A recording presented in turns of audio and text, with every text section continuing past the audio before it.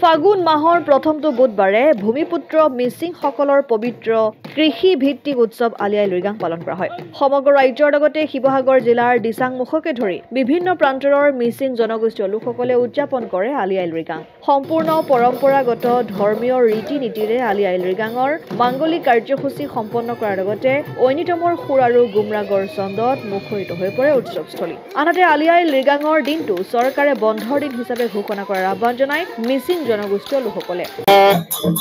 সমগ্ৰ অসমবাসীলৈ আমি আলি আই লৃগাঙৰ তৰফৰ পৰা শুভেচ্ছা জ্ঞাপন কৰিছোঁ। আমাৰ ভূমিপুত্ৰ মিচিং জাতিয়ে অসমৰ ব্ৰহ্মপুত্ৰ উপত্যকা আৰু বৰাক উপত্যকাটো সিঁচৰিত হৈ বিভিন্ন প্ৰান্তত মিচিং জাতিয়ে আজি বসবাস কৰি আছে আৰু আজি উলহ মালহেৰে সমগ্ৰ অসমত ভৈয়াম নগৰে চহৰে গাঁৱে নগৰে চহৰে সকলোতে আজি আলি আই লৃগাং উদযাপন কৰিছে। আজি এই শুভ মুহূৰ্তত সমগ্ৰ অসমীয়া জাতি আজি উলহ মালহেৰে এই ঢোলৰ নাচত ঢোলৰ চেৱত আৰু ঐনিতমৰ তালে তালে আমি মুখৰিত হৈছে।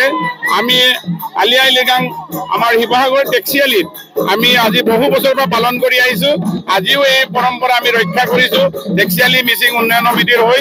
আজি আমি আমাৰ ৰাতিপুৱাৰ পৰা আমাৰ যিটো আমাৰ আলি আই লৃগাঙৰ যিটো মাংগলিক কৰ্ম আমি কৰিলোঁ আৰু ইতিমধ্যে আমাৰ নাচ গান চলি আছে। অলপ পিছতে আমাৰ ৰাজহুৱা সভা হ'ব, তাতে আমি সম্বৰ্ধনা অনুষ্ঠান ৰাখিছোঁ বিধায়ীসকলক আৰু লগতে আমাৰ নিৰ্দিষ্ট গীত বাদ আদি পৰিৱেশন কৰিব। এই আপাহতে মই সমগ্ৰ অসমবাসী তথা চৰকাৰলৈ এটা আহ্বান জনাইছোঁ। আজি চৰকাৰে আমাক 11খন জিলা চৰকাৰী বন্ধ হিচাপে ঘোষণা কৰি পেলাই আমাক যিটো উৎসৱ পালন কৰিবৰ কাৰণে সুবিধা দিছে তাক আমি আদৰণি জনাইছোঁ। সমান্তৰালভাৱে আমি এটা কথা চৰকাৰলৈ আহ্বান জনাম যে মিচিং জাতিৰ মানুহ 11খন জিলাতেই নাই, সমগ্ৰ অসমতে সিঁচৰিত হৈ আছে। আজি আমি গম পাওঁ যে গুৱাহাটীত আমাৰ হাজাৰোতৰিক পৰিয়াল আছে, বহুতো মানুহ আছে, ল'ৰা ছোৱালী পঢ়ি আছে কেন্দ্ৰীয় বিদ্যালয় বা চৰকাৰী বিদ্যালয় আৰু কৰ্মচাৰীও আমাৰ শিৱসাগৰতে বহুত আছে যিসকলে নেকি কেন্দ্ৰীয় বিভাগত চাকৰি কৰি আছে। সেইসকলে আজি ছুটি পোৱা নাই। বিদ্যালয় কেন্দ্ৰীয় বিদ্যালয়ৰ পৰা আদি কৰি নৱোদয় বিদ্যালয়বিলাক আজি বন্ধ নাই। গতিকে আমাৰ ছাত্ৰ ছাত্ৰীয়ে আজি আমাৰ উৎসৱটো পালন কৰিবলৈ অসমৰ্থ হৈছে। আজি পৰীক্ষাৰ কাৰণে বহু ল'ৰা ছোৱালী ৰাতিপুৱা ওলাই যাব লগা হৈছে আৰু বিশেষকৈ চৰকাৰী চাকৰিয়াল কেন্দ্ৰীয় চৰকাৰৰ চাকৰিয়াল পোষ্ট অফিচে হওক বা বেংকতে হওক বা এইবিলাকত থকাবিলাকে আমি উপভোগ কৰিবলৈ পোৱা নাই। লগতে আমি এইটো চৰকাৰক ক'ম যে অসমৰ ভূমিপুত্ৰ দ্বিতীয় সৰ্ববৃহৎ জনগোষ্ঠী মিচিং জনগোষ্ঠী মাত্ৰ 11খন জিলাতেই যে সীমাবদ্ধ আছে এই কথা আনুষ্ঠানিকভাৱে চৰকাৰে ঘোষণা কৰিব বিচাৰিছে। এইটো নহয়, কিন্তু অসমৰ ধুবুৰীৰ পৰা শদিয়াৰ পৰা ধুবুৰীলৈ সকলো জেগাতে আমাৰ মিচিং মানুহ সিঁচৰিত হৈ আছে, বিভিন্ন প্ৰান্তত চাকৰি কৰি আছে। সেই সকলেও যাতে আমাৰ এই উৎসৱটি উলহ মালহেৰে পালন কৰিব পাৰে তাৰ কাৰণে আজিৰ দিনটো সম্পূৰ্ণ চৰকাৰী বন্ধ সমগ্ৰ অসমতে দিব লাগে বুলি আমি আহ্বান জনাইছোঁ। শিৱসাগৰৰ পৰা সৈয়দ মুস্তাক ৰহমানৰ ৰিপৰ্ট, অসম আদিত্য। NKS হুণ্ডাইলৈ স্বাগতম। নৰ্থ ইষ্টৰ প্ৰথম GDSI 2.0 ফিচাৰ্ছ ডিলাৰ হৈছে NKS হুণ্ডাই।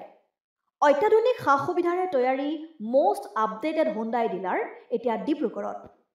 আমাৰ NKS হুণ্ডাই ডিলাৰত open sales consulted room, customer ৰুমৰ লগতে পুৰণি গাড়ীৰ এক্সচেঞ্জ ফেচিলিটিও ৰখা হৈছে।